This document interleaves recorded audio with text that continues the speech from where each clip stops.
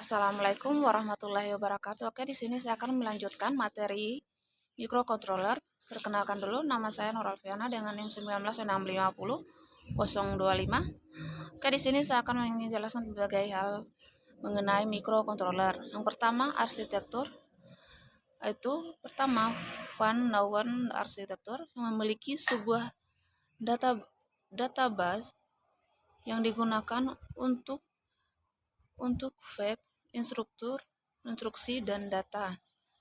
Program, instruksi, dan data disimpan pada memori utama secara bersama-sama. Yang kedua, Harvard arsitektur yang memiliki bus data dan instruksi yang terpisah, yang memungkinkan eksekusi dilakukan secara bersamaan. Oke, di sini itu ada beberapa itu mengenai instruksi complete instruction set komputer yang memiliki lebih dari 80 instruksi. Adanya instruksi yang bekerja seperti sebuah mikro hingga memungkinkan untuk menggunakan sebuah instruksi untuk menggantikan dengan yang lain. Yang kedua itu memori atau EEPROM. Ini digunakan untuk menyimpan sejumlah kecil parameter yang dapat dibuat dari waktu ke waktu. Sedangkan flash ini bekerja lebih cepat dan dibandingkan EEPROM. Baterai backup of backstream RAM. Kapasitas yang benar untuk program dan data sangat cepat dan tidak tidak terbataskan untuk baca dan tulis. Sedangkan untuk memori atau LAN, file programming yang menggunakan memori non volatile untuk menyimpan program dan memungkinkan microcontroller tersebut untuk diprogram di tempat. OTP itu one time programmable. Microcontroller OTP adalah microcontroller yang hanya dapat diprogram satu kali saja. Selanjutnya, instruksi merupakan metode yang efisien bagi microcontroller untuk memproses peripheral microcontroller yang hanya bekerja memproses peripheral tersebut hanya dapat saat terdapat data peripheral tersebut.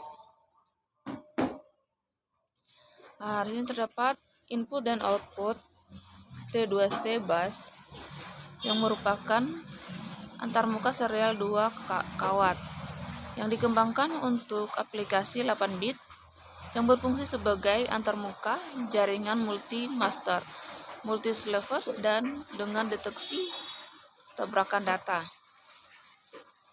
Di sini juga terdapat analog to digital konversi AD. Fungsi ADC adalah untuk merubah besaran analog yang biasa dan tegangan ke bilangan digital. Di sini terdapat beberapa macam interupsi maskable instrup.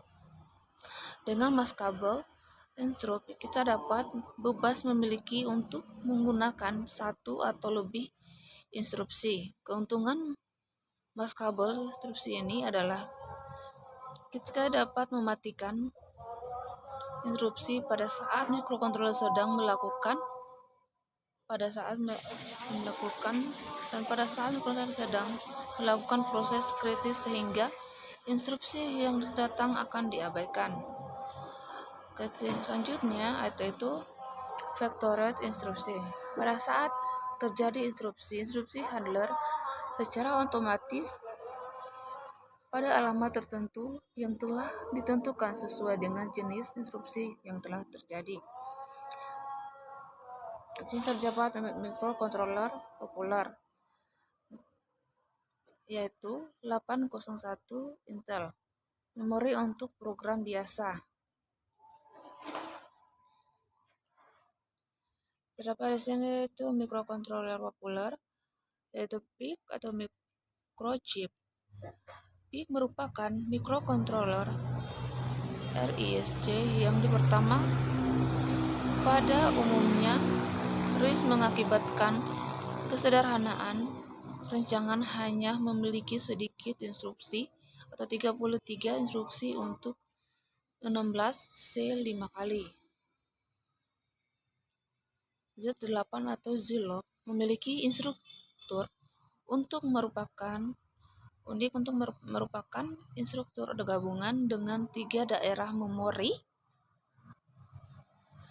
yaitu program memori data, memori, dan CPU register filenya. Oke, di sini ada beberapa bahasa pemrograman bagi microcontroller. Bahasa mesin dan assembler. Bahasa mesin adalah satu-satunya bahasa yang dimengerti oleh microcontroller. Bahasa ini tidak mudah untuk dimengerti oleh manusia. Bahasa assembly adalah suatu bentuk bahasa mesin yang dimengerti oleh manusia.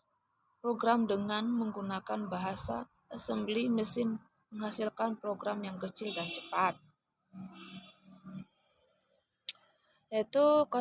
Selanjutnya itu compiler adalah penerjemah untuk bahasa pemrograman tingkat tinggi. Bekerja dengan cara menerjemahkan misalkan pada PC langsung ke bahasa mesin yang dimengerti oleh microcontroller. Salah satu compiler yang banyak digunakan saat ini adalah C, bahasa C-nya. Oke, di sini terdapat beberapa metode penyelamatan, yaitu mode penyelamatan immediate addressing sangat umum dipakai karena harga yang akan disimpan dalam memori langsung diikuti kode operasi dalam memorinya, seperti directory addressing dan indirect addressing. Selanjutnya, microcontroller keluarga 805, yaitu timer atau waktu terbagi atas 3 fungsi umum, yaitu 1. Menghitung waktu antar 2 kejadian. Kedua, menghitung jumlah kejadian itu sendiri. Yang ketiga, membangkitkan baud rate atau port serial. Terima kasih, itulah yang dapat saya sampaikan. Wassalamualaikum warahmatullahi wabarakatuh.